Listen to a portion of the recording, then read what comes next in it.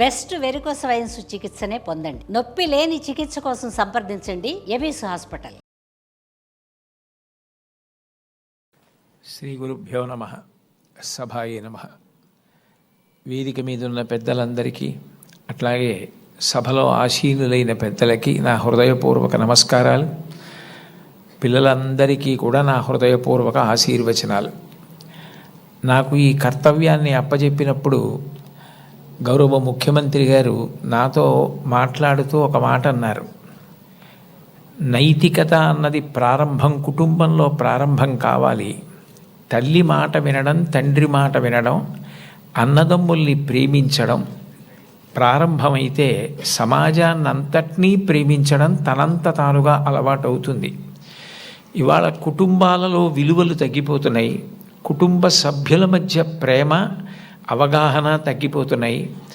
కాబట్టి మీరు విద్యార్థులను ఉద్దేశించి ప్రసంగాలు చేసిన, ఆధ్యాత్మిక ప్రవచనాలు చేసిన, ఈ విషయాన్ని దృష్టిలో పెట్టుకుని కుటుంబ విలువలు పెరగడానికి దోహదపడేటట్టుగా మీ ప్రసంగాలు చేయవలసింది అని కోరారు.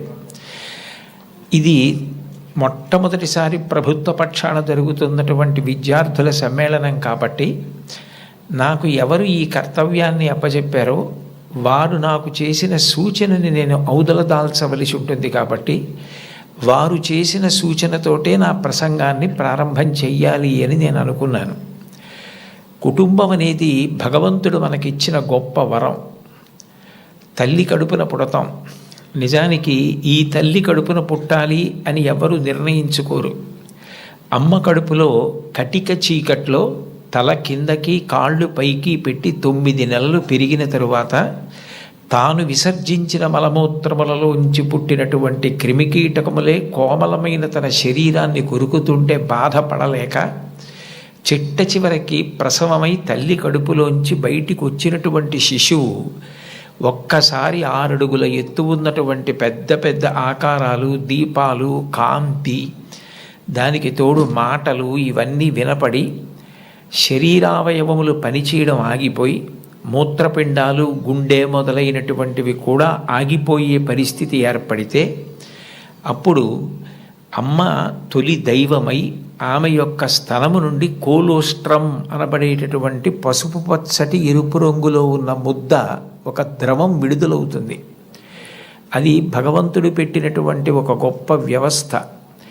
ఏమీ తెలియనటువంటి పసిపిల్లవాడు అంత భయానక స్థితిలో అటువంటి ఆకారాలు, వెలుతురు చూసి భీతిల్లిపోతే లోపల ఉన్నటువంటి మలం గడ్డ కట్టేసి నల్లగా అయిపోయి, బ్లాక్ స్టూల్ అంటారట దాన్ని, నల్లగా అయిపోయి ఆ మలాన్ని విసర్జించడం చేతకాక హృదయ స్పందన కూడా ఆగిపోయే స్థితి ఏర్పడితే అప్పుడు పిల్లవాడికి గొప్ప స్వాంతన కలిగి కే మొదలైనటువంటి విటమిన్లతో కూడుకుని మళ్ళీ లోపల ఉన్న ప్రధానమైన అవయవాలన్నీ పనిచేసి గడ్డ కట్టినటువంటి మలం బయటికి వెళ్ళిపోయేటట్టుగా చేయగలిగిన శక్తి కలిగిన కోలోస్ట్రం అమ్మ యొక్క స్తనం నుంచి విడుదలవుతోంది. ఈ మాటలు నేను చెప్పట్లేదు. చాలా ప్రఖ్యాతమైనటువంటి ఒక గైనకాలజిస్ట్, ఒక డాక్టర్ గారు, రామాంజనేయులు గారని, వారు ఒక పుస్తకం రాశారు. ఆ పుస్తకం ఇంగ్లీష్లో ఉంది, మాతృదేవో భవ అని. ఆ పుస్తకంలో ఆయన వైద్యశాస్త్రాన్ని స్త్రీకి అన్వయం చేసి అసలు స్త్రీ అన్న ప్రాణి లేకపోతే ఈ సృష్టి లేదు, ఒకవేళ సృష్టి జరిగినా నిలబడే అవకాశం లేదు.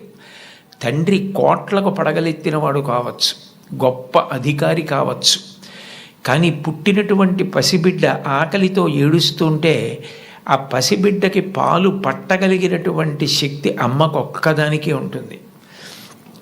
నేను ఈ బిడ్డని రక్షించుకోవాలి అన్న తాపత్రయం, ఆ తిరుగులేని ప్రేమ అమ్మకి మాత్రమే ఉంటుంది. అది కేవలం మనిషిలో కాదు.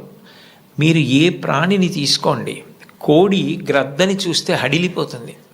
అట్లాంటి కోడి తన గుడ్లని పొదిగి పిల్లల్ని చేసిన తరువాత ఆ పిల్లలు కొంచెం దూరం వెళ్ళి ఏదైనా తింటూ ఉంటే ఎక్కడ గ్రద్ద వచ్చి పిల్లల్ని తన్నుకుపోతుందో అని మెడ ఎత్తిపెట్టి ఆకాశం వంక చూస్తూ కొక్కొక్కొక్కొక్కొక్కొక్కొక్కొ అంటూ, ఒకవేళ గ్రద్ద వస్తే 2 రెక్కలు ఎత్తిపెట్టి పిల్లలన్నింటినీ రెక్కల కిందకి తెచ్చేసుకుని రెక్కలు ముడిచేసి కంఠం ఎత్తిపెట్టి ముందు నా కంఠాన్ని కోసేసి అప్పుడు నా పిల్లల్ని చెనకు అని గ్రద్దకి ఎదురు తిరుగుతుంది.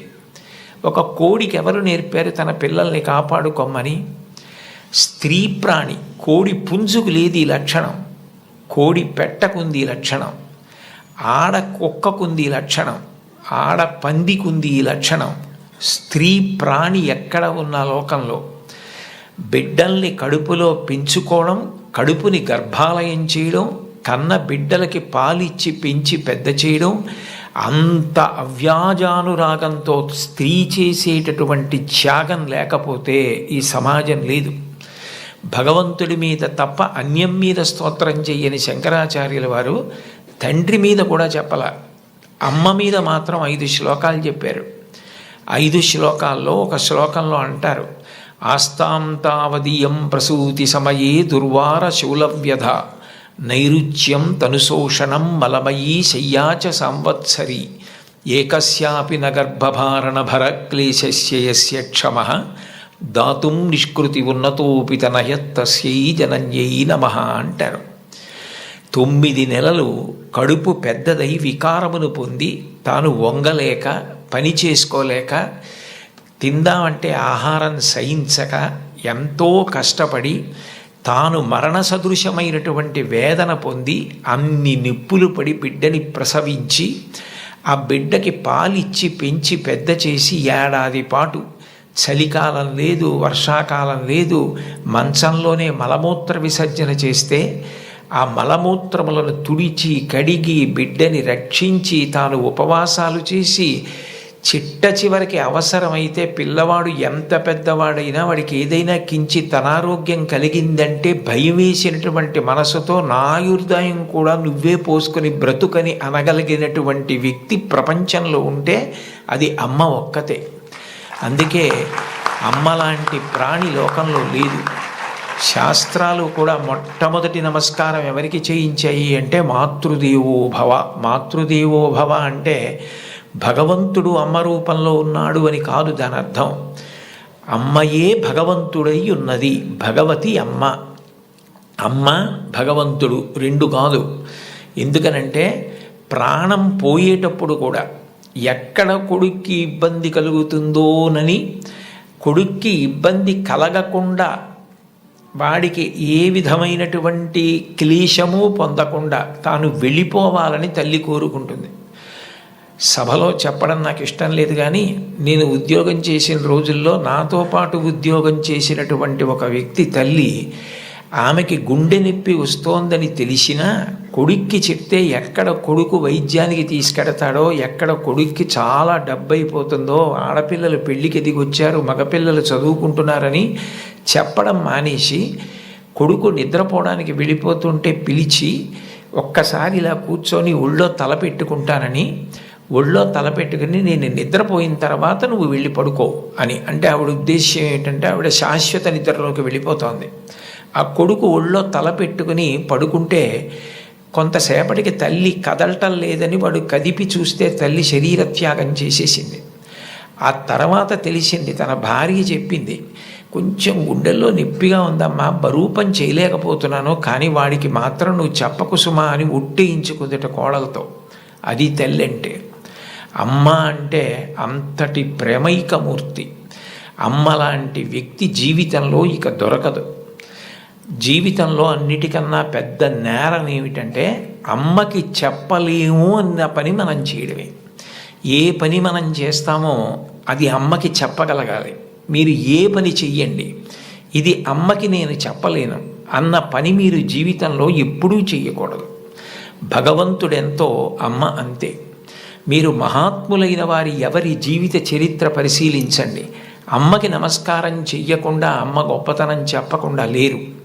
ఈ రాష్ట్రానికి ముఖ్యమంత్రి చేసినటువంటి ప్రాతస్మరణీయులు టంగుటూరి ప్రకాశం పంతులు గారు తన జీవిత చరిత్రలో వ్రాసుకున్నారు. తాను మిడిల్ స్కూల్లో ప్రవేశించినప్పుడు 3 రూపాయలు జీతం కట్టలేకపోతే 25 మైళ్ళ దూరం నడిచి వెళ్ళి వాళ్ళ బావగారిని అప్పడిగితే ఆయన దగ్గర కూడా డబ్బు లేకపోతే మళ్ళీ 25 మైళ్ళు వెనక్కి తిరిగి వచ్చి, అమ్మ అప్పు దొరకలేదు, బావగారికి దగ్గర కూడా లేవుట, నేను చదువు మానేస్తానంటే అప్పటికి ఆ తల్లికి ఉన్నది ఒకే ఒక్క పట్టు చీర. ఆ పట్టు చీర పట్టుకెళ్ళి ఆ రాత్రికి రాత్రి తాకట్టు పెట్టి ఆవిడ ఆ డబ్బు పట్టుకొచ్చి చదివిస్తే ప్రకాశం పంతులు గారు బ్యారిస్టర్ అయ్యి రాష్ట్రానికి ముఖ్యమంత్రి అయ్యారు. ఆయన తన జీవిత చరిత్రలో అమ్మ గురించి అంత గొప్పగా వ్రాసుకున్నారు. ఏపీజే అబ్దుల్ కలాం గారు, ఆయన పేరు చెప్తే పిల్లలు పరవశించిపోతారు. కాకినాడలో ఒకసారి నేను గోశాలకు వెడుతుంటే సాయంకాలం వేళ పిల్లలు స్వచ్ఛందంగా, అదేం ఎవ్వరూ నిర్వహించింది కాదు, వాళ్ళంతట వాళ్ళుగా బయటికి వచ్చి కొవ్వొత్తులు పట్టుకుని ఎడుతున్నారు కొంతమంది. నాకు ఏమిటి ఇక్కడ ఏమీ కనపట్టలేదు, ఇక్కడ ఏమీ నినాదాలు లేవు, నడిపిస్తున్న వాళ్ళు లేరు, పిల్లలు ఎందుకు కొవ్వొత్తులు పట్టుకుని వెళ్తున్నారని నేను వాళ్ళని అడిగాను, ఏమ్మా ఎందుకు ఎడుతున్నారని. మహానుభావుడు అబ్దుల్ కలాం గారు శరీరం విడిచిపెట్టేశారండి, అందుకని కొవ్వొత్తులు పట్టుకుని ఎడుతున్నా ఉన్నారు. నేను ఈ మధ్య కాలంలో ఒక నాయకుడు వెళ్ళిపోతే, ఒక వ్యక్తి మరణిస్తే పిల్లలు స్వచ్ఛందంగా కొవ్వొత్తులు పట్టుకుని వెళ్ళడం చూసింది అబ్దుల్ కలాం గారి విషయంలో చూశాను. అటువంటి అబ్దుల్ కలాం గారు వింగ్స్ ఆఫ్ ఫైర్ అని ఇంచుమించు తన జీవిత చరిత్ర ఆ పుస్తకంలో వ్రాసుకున్నారు. 2వ ప్రపంచ యుద్ధ సమయంలో గోధుమలు రేషన్లో దొరుకుతున్నటువంటి రోజుల్లో అమ్మగారు రొట్టెలు ఒత్తి పిల్లలందరికీ పెడుతుంటే అందరి తలో 4 రొట్టెలు తినాలి. ఆ రోజు రొట్టె కూర బాగుందని కలాం గారు ఇంకో రొట్టె వేయి ఇంకో రొట్టె వేయి అని తిన్నారు. అప్పటికి చిన్నవారు, చదువుకుంటున్నారు. ఇంకో రొట్టె వెయ్యని తినేస్తే అన్నగారు వచ్చి, నువ్వు రొట్టెలు ఎక్కువ తినేశావు, 2వ ప్రపంచ యుద్ధం జరుగుతోంది, రేషను గోధుమలు దొరకట్లేదు, అమ్మకి రొట్టెలు లేవు, నీకు పెట్టేసింది, అలా తినచ్చా అన్నారు. అమ్మకి తినవలసిన రొట్లు తాను తినేశానన్న న్యూనతాభావంతో కలాం గారు వలవలా ఏడుస్తుంటే తల్లిగారు వచ్చి గట్టిగా కౌగిలించుకొని, నాన్న నువ్వు తింటే నేను తిన్నట్టేరా, నాకు చాలా సంతోషంగా ఉంది అంది మా అమ్మ. అమ్మ ఒకరోజు వస్తుంది, ఆ రోజు ఈ కలాం ఈ శరీరాన్ని విడిచిపెట్టి నీకు నమస్కారం చేయడానికి వస్తాడు. On the day of the final judgement అని రాసుకున్నారు ఆయన. ఆ రోజు నువ్వు ఏ అన్నం కూడా తినడం మానేసి పెట్టి నన్ను పెంచి పెద్ద చేశావో, ఈ శరీరంతో ఈ మేధస్సుతో నేను దేశ సేవ చేసి కృతార్థుడనై ఆ అమ్మ కన్నా కొడుకు అని నీకు కీర్తి తెచ్చి వచ్చి నీ పాదములకు నమస్కరిస్తానని రాసుకున్నారు. అమ్మకి అబ్దుల్ కలాం గారు ఇచ్చినటువంటి గౌరవం అంత గొప్పది. మహాత్ముల జీవితాలు ఎవరివి మీరు చదవండి. అంతవరకు ఎందుకు, మీ అందరికీ తెలిసిన్నటువంటి వ్యక్తి నోరి దత్తాత్రేయుడు గారని, ఇవాళ ప్రపంచ ప్రఖ్యాత క్యాన్సర్ స్పెషలిస్ట్, ఒకప్పుడు భారతదేశానికి రాష్ట్రపతి పదవి నిర్వహించినటువంటి వ్యక్తి, మాన్యులు శ్రీ నీలం సంజీవరెడ్డి గారికి క్యాన్సర్ వస్తే వారే ఆ వైద్యం చేసి ఆ వ్యాధి పోయేటట్టు చేశారు. ఆయన చిన్నతనంలో పడిన కష్టాల గురించి ఆయన వ్రాసిన పుస్తకం చదివితే ఆశ్చర్యం వేస్తుంది. వాళ్ళ అమ్మగారు పడ్డ కష్టం, ఎంత కష్టపడి ఆయన్ని పెంచి పెద్ద చేశారో, ఆయన విదేశాలు వెళ్ళి అంత పెద్ద క్యాన్సర్ స్పెషలిస్ట్ అయిన తర్వాత ఆయన చేసిన మొదటి పని ఏమిటంటే, మా అమ్మ ఒంటి మీద బంగారపు నలుసు లేకుండా అమ్మి మమ్మల్ని పెంచి పెద్ద చేసింది, ఆ అమ్మకి 2 బంగారు గాజులు కొంటే నా జీవితం ధన్యమని గాజులు కొనుక్కుని విదేశాల నుంచి వచ్చి అమ్మ చేతులకి తొడిగి ఆనంద బాష్పాలు కార్చారు. ఈ జాతి మొదటి లక్షణం అమ్మని గౌరవించడం. మాతృదేవో భవ. మీరందరూ పిల్లలు, మీరు నేర్చుకోవలసిన మొట్టమొదటి నియమం ఏది అంటే అమ్మని గౌరవించడం నేర్చుకోండి. అమ్మకి నమస్కారం చెయ్యండి. మీరు పాఠశాలకి వచ్చేటప్పుడు అమ్మకి నమస్కారం చేసి రావడం మీకు అలవాటైతే, మీ అమ్మగారి కన్నా మీకు అత్యంత ప్రేమతో ఆశీర్వచనం చెయ్యగలిగిన వ్యక్తి ఈ సృష్టిలో వేరొకరుండరు. ప్రాణం పోయేటప్పుడు కూడా మీరు వృద్ధిలోకి రావాలని కోరుకునే ఏకైక వ్యక్తి ఎవరైనా ఉంటే తల్లి ఒక్కతే. అంత గొప్పది అమ్మ. బాలమురళీకృష్ణ గారి తల్లి ఆయన పుట్టిన 10 రోజుల్లో మరణించారు. ఆయన వ్రాసుకున్నారు, నన్ను కనడానికే మా అమ్మ పుట్టిందేమో అని రాసుకున్నారు. భారత ప్రధానమంత్రి నరేంద్ర మోదీ గారు ఈ మధ్యకాలంలో ఒక విదేశీ ఛానల్కి ఇచ్చిన ఇంటర్వ్యూ మీరు చూసి ఉంటారు. అసలు నేను ఆశ్చర్యపోయాను ఆయన చెప్పిన మాటలు విని. నిరుపేద కుటుంబంలో పుట్టారు. వాళ్ళ అమ్మగారు అంత కష్టించి పనిచేసేవారు, వాళ్ళ నాన్నగారు కూడా అంత కష్టపడి పనిచేసేవారు. ఆయన ఆ ఇంటర్వ్యూలో ఒక మాట అన్నారు, అసలు నాకు బూట్లు వేసుకోవడం అంటే తెలియదు, కానీ బూట్లు లేవన్న పేదరికం మా మనసుకి అందకుండా మా అమ్మ పెంచింది. అంటే ఉన్నదానిలో అంత తృప్తిగా బ్రతకడం మా అమ్మ నేర్పింది. మాకిది లేదు, మేము చేతకాని వాళ్ళం, మేము వెనకబడిపోయాం అన్న భావన కలిగితే ఉత్సాహం రాదు. అటువంటి భావన కలగకుండా ఎప్పుడూ ఉన్నదానితో తృప్తిగా పరమ సంతోషంగా గడిపాం. అన్నదమ్ములు, అక్క చెల్లెళ్ళు అందరం కలిసి అని ఆయన ఇంటర్వ్యూ చేస్తున్న వ్యక్తి వంక తిరిగి, ఇప్పుడు మన ఇద్దరం కూర్చున్న గది కన్నా కిటికీ లేని ఒకే తలుపు ఉన్న చిన్న గదిలో కలిసి మెలిసి బతికి పడుకుని పెరిగి పెద్దవాడినైన వాడిని చెప్పుకున్నారు. అటువంటి మహోత్కృష్టమైన వ్యక్తులు కూడా తల్లికి తండ్రికి అంత గౌరవం ఇచ్చారు. సందర్భం కాబట్టి ప్రస్తావిస్తున్నాను. మన గౌరవ ముఖ్యమంత్రి నారా చంద్రబాబు నాయుడు గారు స్వయంగా ఒక వ్యాసం రాశారు. తల్లికి జేజే, తండ్రికి జేజే, గురువుకు జేజే అని ఒక పుస్తకం ఉంది. ఆ పుస్తకంలో బహుశా నాకు జ్ఞాపకం ఉంటే 3వ వ్యాసం అనుకుంటాను. ఆ వ్యాసంలో ఆయన ఒక విషయం ప్రస్తావన చేశారు. వాళ్ళ అమ్మగారి పేరు అమ్మಣ್ಣమ్మ గారు. ఆవిడ చిన్నతనంలో చంద్రబాబు నాయుడు గారిని పిలిచి ఒక కథ చెప్పారట. ఒరేయ్ నాన్న, మనిషి కష్టపడాలి. ఎందుకు కష్టపడాలో తెలుసా? ఒకరింట్లో ఒక పంది, ఒక నక్క 2 ఉండేవి. ఆ పంది చాలా కష్టపడి పనిచేసి మధ్యాహ్నం ఇంటికి భోజనానికి వచ్చేది. నక్క పని చేయడం మానేసి చెరుకు తోటల్లో తిరుగుతూ ఊళలు వేస్తూ వచ్చే ముందు బురదలో పొర్లాడి వచ్చేది. పంది ఒళ్ళు కడుక్కుని వచ్చేది. ఇంటికొచ్చి శుభ్రంగా ఉన్న పందిని చూసి ఇదేం పని చేయలేదనుకుని మంచినీళ్లు మాత్రమే పోసేవాడు యజమాని. నక్క ఒంటి నిండా బురదంటించుకోవడం చూసి ఇది బాగా కష్టపడింది అనుకుని బాగా దానికి తిండి పెట్టేవాడు. మోసం ఎన్నాళ్ళు దాగుతుంది? కొన్నాళ్ళకి ఎవరు కష్టపడుతున్నారో తెలిసిపోయింది. తెలిసిపోయిన తర్వాత నక్కని కొట్టి తరిమేసి పందికి తన పిల్లనిచ్చి పెళ్లి చేసి ఇల్లరికం అల్లుడిగా తెచ్చుకున్నాడు రా. ఇంటి పనివాడు ఇంటల్లుడయ్యాడు రా. కష్టపడినవాడు వెనక్కి తిరిగి చూడడు జీవితంలో. కష్టపడడం నేర్చుకో అని మా అమ్మ నాకు చిన్నతనంలో చెప్పింది. మా అమ్మ చెప్పిన కథ నా జీవితానికి దిశానిర్దేశం చేసింది. ఆనాటికి ఈనాటికి ఏనాటికి నాకే కాదు మా ఊరంతటికి అదే భగవద్గీత. నేను యథాతథంగా ఆయన వ్రాసిన వ్యాసంలో మాటలే చెప్తున్నాను. ఆ మాటలే నాకు స్ఫూర్తి.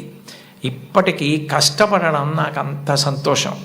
ఆ కష్టపడడం అన్నది నేను మా అమ్మగారి దగ్గర నేర్చుకున్నాను. ఆ కష్టపడే ఇవాళ ఈ స్థితికి వచ్చాను.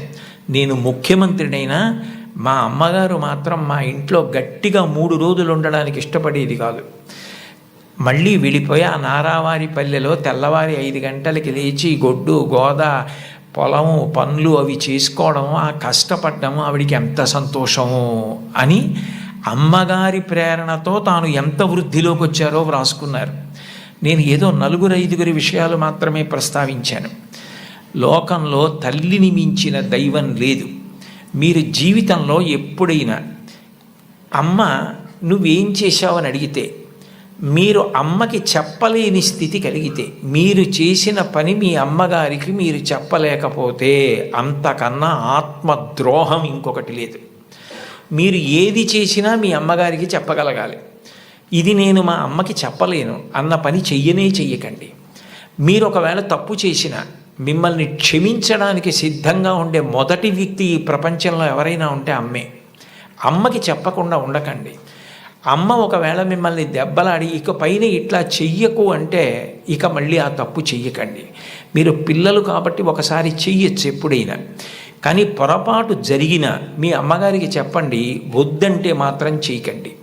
బహుశా కుటుంబం దగ్గరే నైతిక విలువలు మొదలవుతాయి. కుటుంబ విలువల గురించి ప్రస్తావన చెయ్యండి అని చెప్పి తన అనుభవంతో ఆయన నాకు సూచన చేయడానికి కారణం అదే అయి ఉంటుంది.